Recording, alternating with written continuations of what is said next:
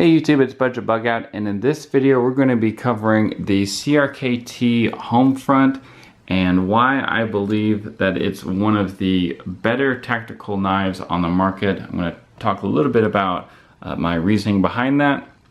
So if you guys just want to go ahead and stay tuned, I'll cover this and more in my review coming up.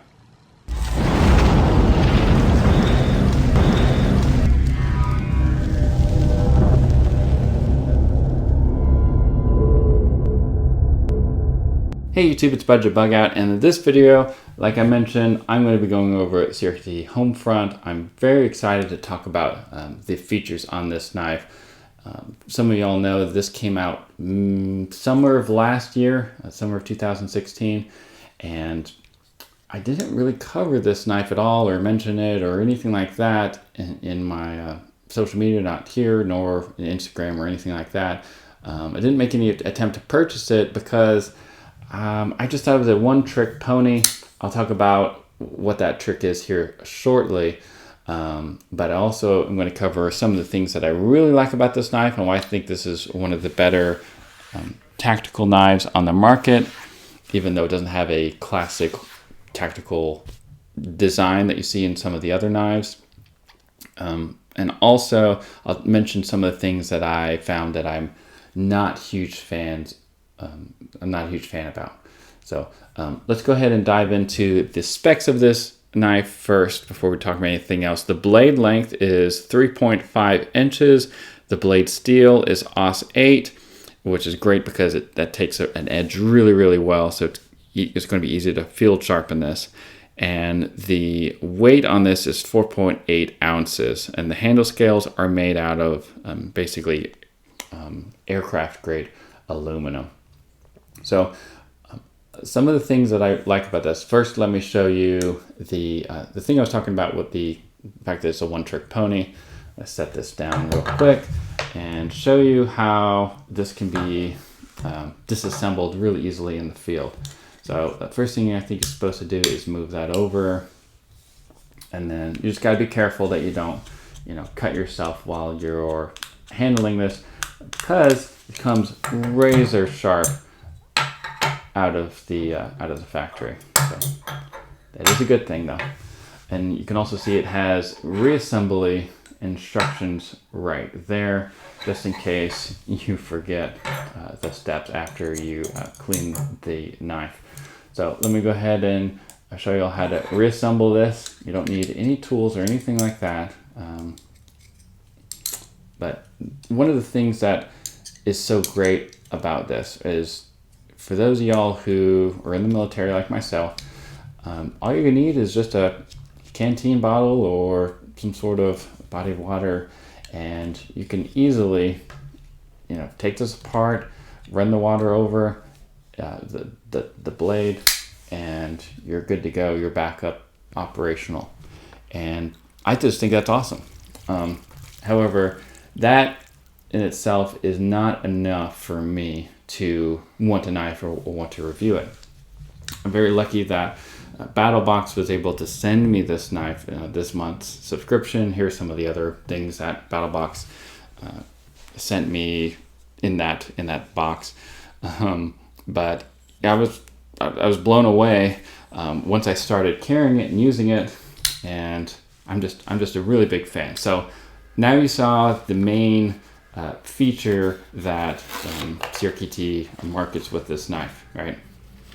Some of the other things that you might not realize is that this is an extremely ergonomic handle. I mean, this it might not look it, but it fills the hand, it fills the palm really well. And for those of you who have larger hands than myself, I wear between medium to large size gloves, just depending on the brand. But this is going to fit your hand as well.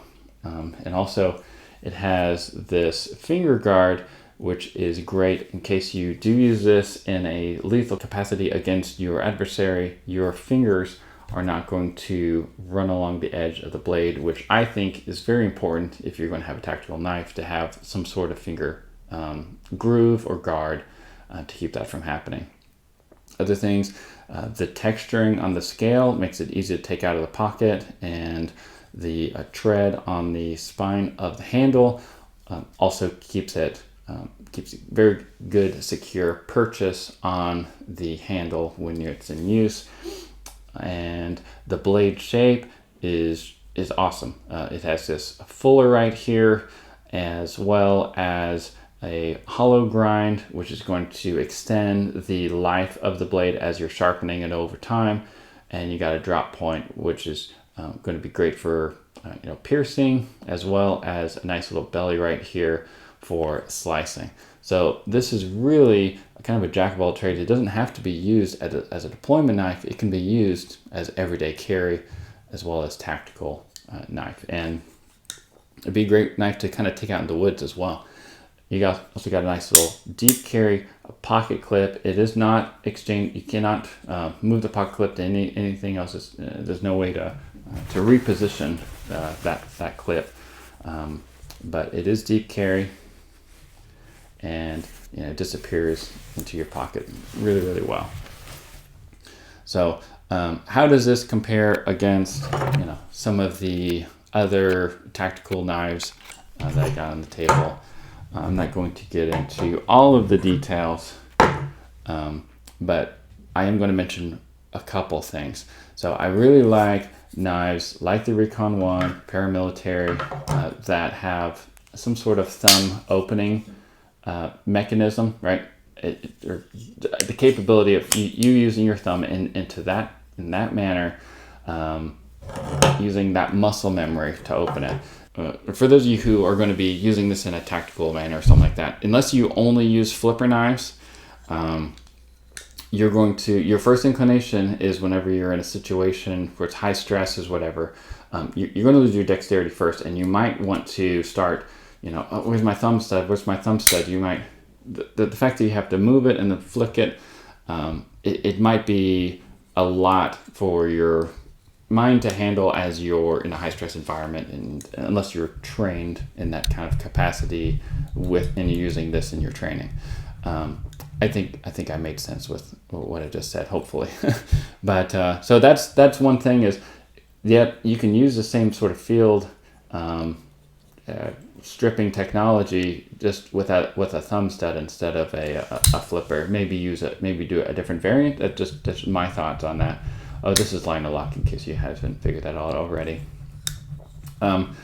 Another thing that I noticed is that, and this is just me being nitpicky. This isn't something that has to be changed or anything like that. But whenever I hand this to somebody, their first inclination to open this is to slide the disassembly lock over, which is kind of frustrating because you have to have, because of the tolerance on the pivot.